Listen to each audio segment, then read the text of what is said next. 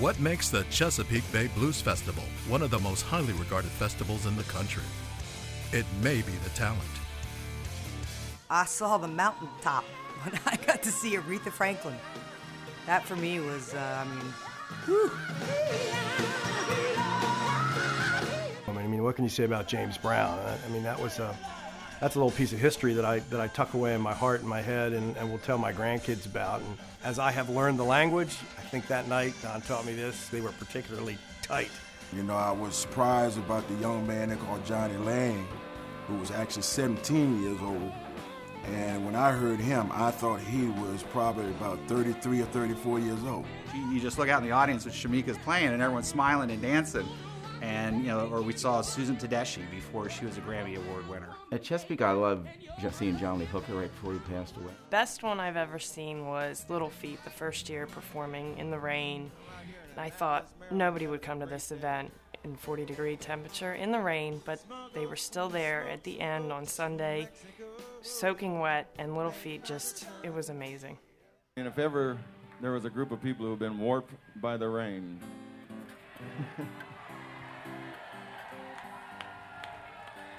but once again, you proved that Little Feat fans are the best fans in the whole wide world, and this is all for you. And, as much as you talk about the legends that have lent their magical presence to this stage, I think it's the littler artists that he and this festival really reaches out and tries to give them an opportunity to play in front of audiences that are this large. I can tell that the sheer energy coming out of that crowd, that size of a crowd, plays very, very well in the souls of those people. They're used to necessarily playing in clubs or smaller gigs.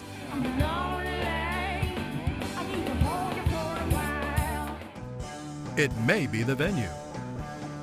You're right there on the beautiful Chesapeake Bay. You can see the sunset behind you. You can smell the water in the air, all that, the salt air.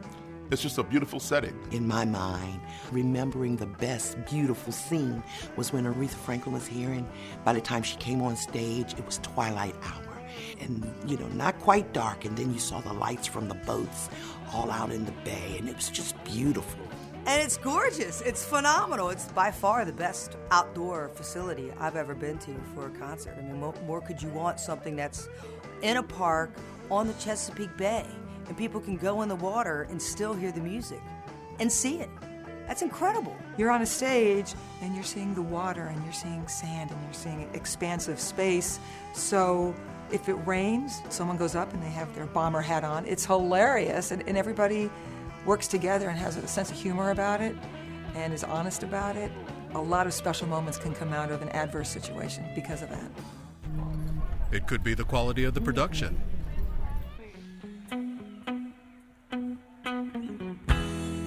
Oh, Lord, yeah, I know a place. A lot of people put on music events and attach the name festival to it. But this is a true Rolls Royce amongst festivals. The crew's always great and nice, and it sounds good on stage in a way you get the sense that it sounds really good out there. You can sort of feel that on the stage, and that gives you a lot of confidence, too. It's first class. It's really a first-rate festival. Everything was click, click, click, just the way you want it. And when that happens, you can't help but feel comfortable. And that just, enables a better performance. It might be the dedication of the volunteers. The festival is run 100% by volunteers. We have 200 volunteers each shift, and there are approximately 800 volunteers for the weekend. They do everything from selling tickets to selling beer to picking up trash. They run the security, the parking. When you stand on the stage and you look out and you know that everybody is there because they want to be and not because they're being paid, it makes this festival amazing, that these people are willing to take their time to help these charities. Oh, we're all having fun. And I didn't even know that everybody were volunteers, and you wouldn't know it just because everybody's just so happy to be there, and makes you want to play. And if it wasn't for volunteers, we wouldn't be here today. It may be our audience. What's up? Could be a better day for this.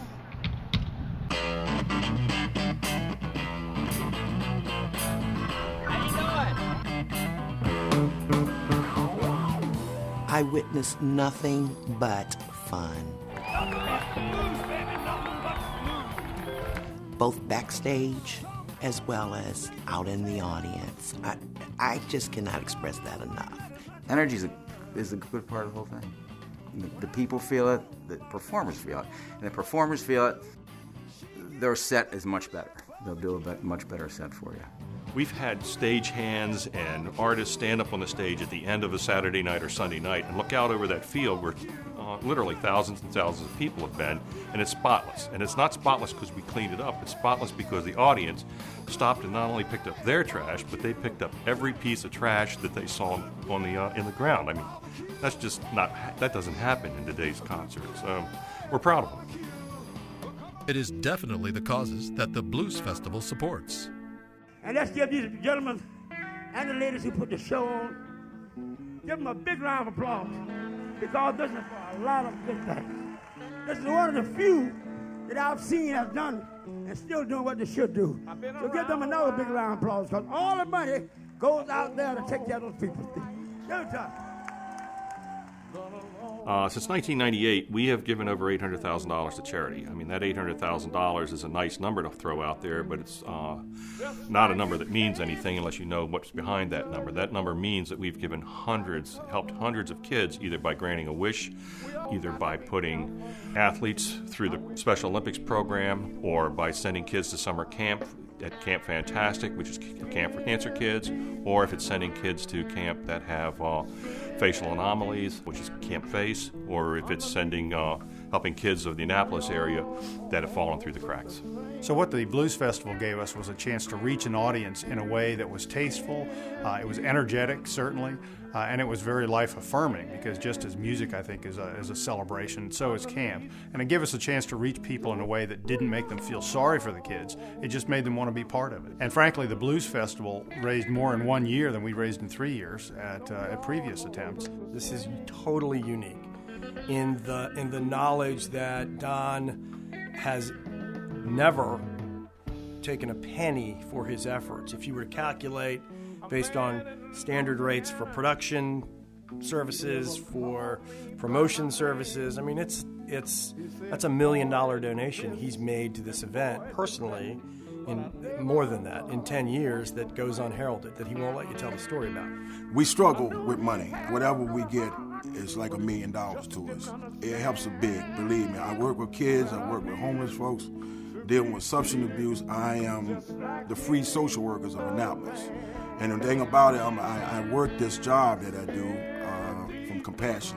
I'm not getting paid for this job, so I need that kind of finance to come around. So I mean, this Blues Festival, I look for this because it's very hard out here trying to get money. The other thing about the charities that Don's involved with is that they have very low overhead, and that's been a key factor for Don, is saying, hey, I'm going to work with these certain charities, but we don't want it to be bloated. We want as much of the dollar raised to go to the individuals who need it the most, and that's why we're involved with these charities. The mother summed up her letter with a quote that I thought was very appropriate for this group. I only wish those whose generosity allows this to happen could know that these camps not only provide a respite from cancer world, but they change lives and shape futures. I truly believe that with my whole heart. So, though completely inadequate, thank you.